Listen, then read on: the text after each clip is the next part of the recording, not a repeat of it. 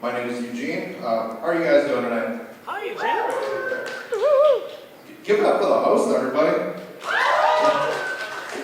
He's a much better MC than I would ever be. However, I do have a much bigger cock, but I measure from the taint. So, some people think that's cheating. I think it's legit, but unconventional, admittedly. So I guess you could say it's master debatable. So I just moved back to Minnesota a little less than a month ago from Los Angeles, California. LA is a pretty wild place. So they pretty much decriminalized everything out there. Everything from prostitution to all hard drugs. But at the same time, Governor Gavin Newsom is trying to ban Skittles, Peeps, and any other candy containing red dye number 3.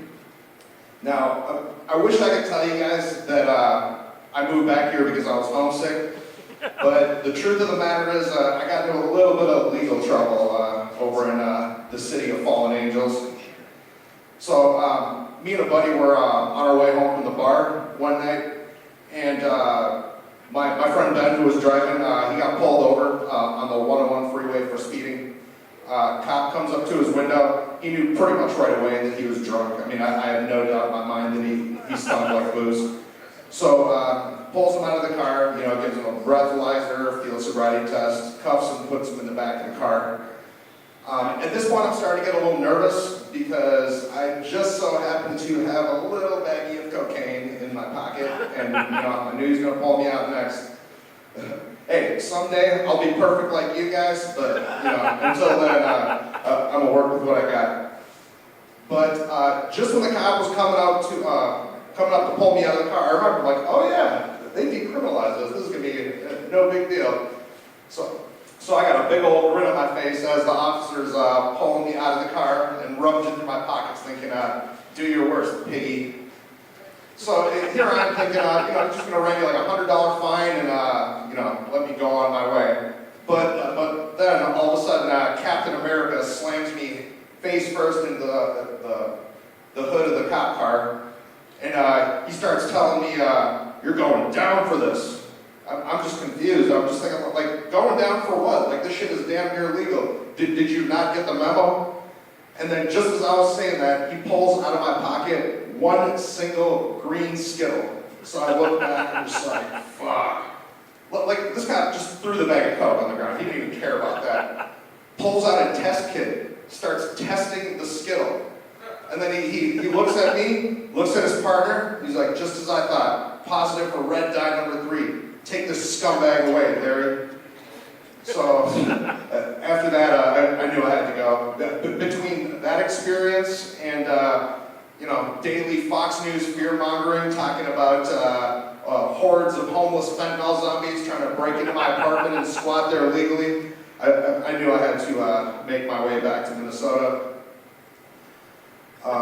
So I don't know if you guys have been watching the news lately. It's kind of depressing, but so a lot of people have made it big in the music business by letting Diddy fuck them in the ass on camera.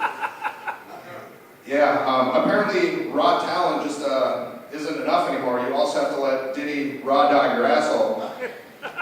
So me and a friend were sitting around one day. We were listening to Meek Mill. He was one of the bigger rappers that was just outed for getting fucked by Diddy.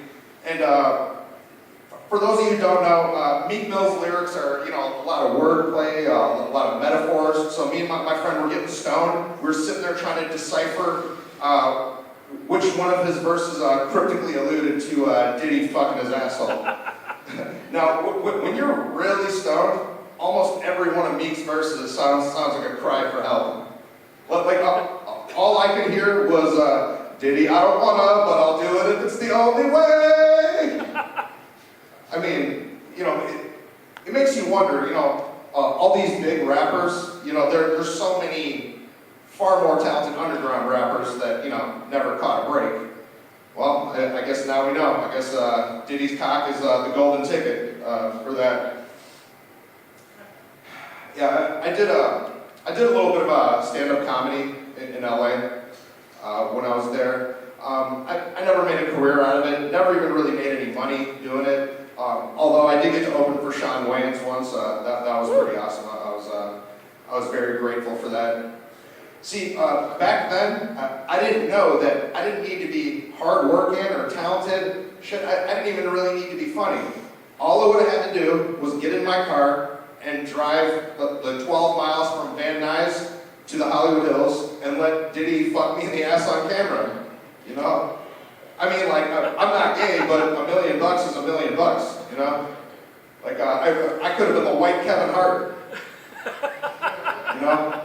Now I'm living all the way back in Minnesota, so the logistics just aren't working out in my favor for Diddy to bless me now.